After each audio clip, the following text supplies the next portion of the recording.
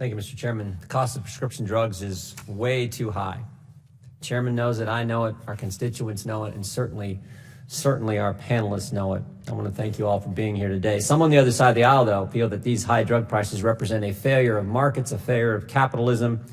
They feel that markets don't work, and the result is companies exploiting patients to line their pockets.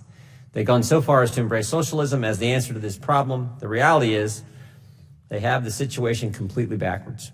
It's not a failure of the free market that has resulted in drug prices being too high. The failure stems from government's intervention in the pharmaceutical and healthcare markets.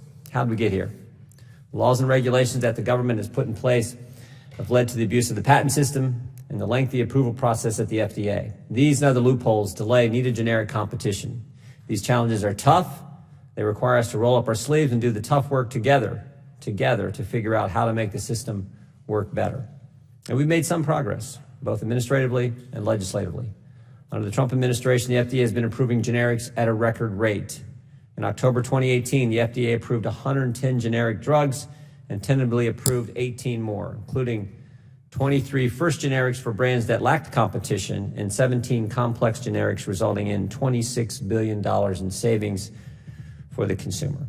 From May 2017 through September 2017, there was an average of almost 73 generic applications approved per month, up from about 57 approvals per month from January through April. And in May of last year, President Trump signed into law the Right to Try bill, which allows terminally ill patients access to experimental treatments as soon as they are deemed safe by the FDA, rather than having to wait the years it takes for the drug to go through the entire bureaucratic process.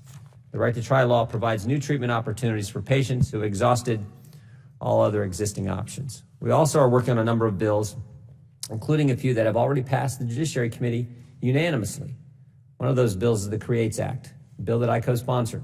The CREATES Act would ensure that generics get timely access to life-saving drugs so that they can be available to more people more quickly. I'm hopeful that the bill will be put on the House floor in short order.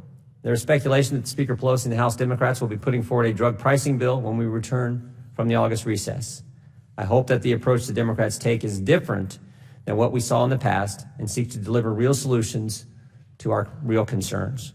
Democrats set back the American healthcare system drastically the last time they were in charge, when they rushed a partisan bill through Congress with no Republican collaboration. It would be wrong to salvage the Obama administration's disastrous healthcare legacy by putting controversial partisan bills in the drug pricing package. The United States is light years ahead of the rest of the world when it comes to groundbreaking medicine, and it's no wonder. Our pharmaceutical companies spend over $169 billion annually on research and development. Certainly, companies are entitled to make money on the drugs they invest in and develop. I hope we can all agree on that.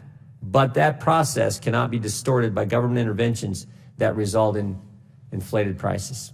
We must work to find ways to preserve America's cutting-edge innovation, but ensure that the system works so that these innovations make it to as many patients as possible.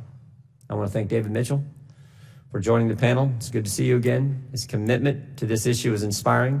Thank you for returning.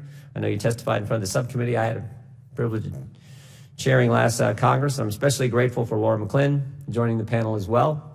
Her son Jordan has Duchenne muscular dystrophy. Thanks to innovation by companies here in the United States, Jordan is not just walking, but running and living a complete life. And he would be here himself today, I understand, but he's at summer camp, which is probably where kids need to be in the summertime. And I also want to thank our other witnesses for being with us today. I look forward to a productive discussion this morning. Mr. Chairman, I thank you for holding this hearing, and I yield back.